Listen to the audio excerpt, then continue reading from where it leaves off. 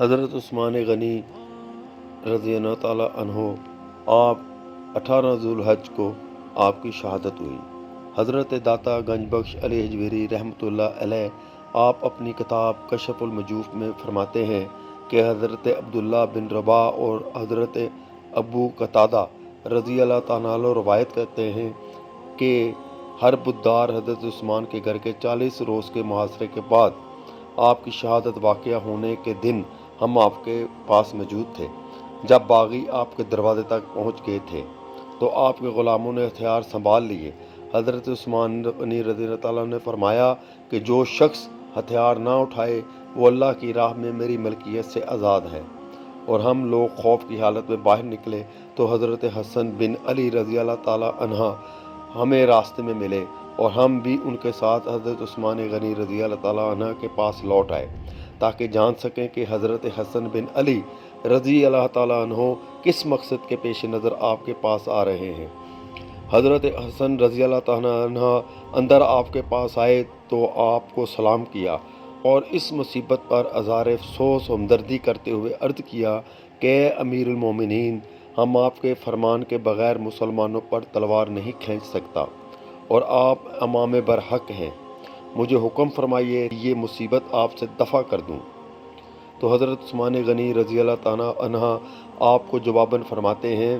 اے میرے بھتیجے، لوٹ جاؤ اور اپنے گھر میں بیٹھ جاؤ حتیٰ کہ اللہ تعالیٰ اپنا حکم بھیج دے۔ ہم خون بہانے کی ضرورت محسوس نہیں کرتے اور یہ بات خلقت کے درجہ میں مصیبت کے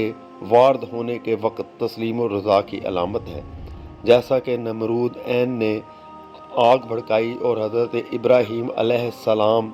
کو اس میں پھینکنے کے لیے منجنین کے پلڑے میں رکھا تو حضرت جبرائیل علیہ السلام نے حاضر ہو کر پوچھا، کیا آپ کی کوئی حاجت ہے؟ تو آپ نے جواب دیا، تیری طرف تو میری کوئی حاجت نہیں۔ تو حضرت جبرائیل علیہ السلام نے رد کیا، تو پھر اللہ تعالیٰ سے امداد طلب کیجیے۔ تو آپ نے فرمایا، میرے حال کے لیے اتنا ہی کافی ہے کہ میرے سوال کو بذات خود جانتا ہے، یعنی اللہ بڑی اچھی طرح جانتا ہے کہ مجھ پر کیا بیت رہی ہے، وہ میرے حال کو مجھ سے بھی زیادہ بہتر جانتا ہے، اس لیے مجھے سوال کرنے کی ضرورت نہیں،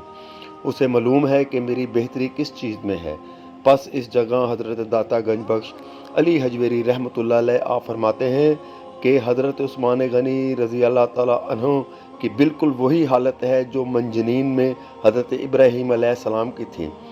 اور باغیوں کا اجتماع آتش نمرود کی طرح تھا، اور حضرت حسن علیہ السلام، حضرت حسن رضی اللہ تعالیٰ عنہ ابن علی یہاں حضرت جبرائیل علیہ السلام کے قائم مقام تھے۔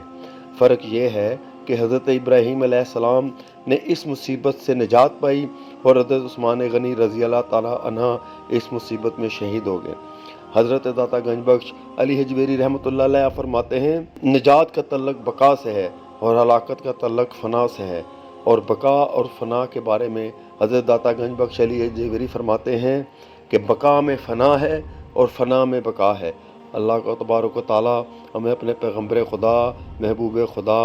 نبی پاک صلی اللہ علیہ وآلہ وسلم آپ کے نقش قدم پر چلنے کی توفیق عطا فرمائے اور تمام امت مسلمہ میں اتفاق اور اتحاد قائم کرنے کی توفیق عطا فرمائے۔ آمین ثم آمین، یا اللہ یا رب العالمین۔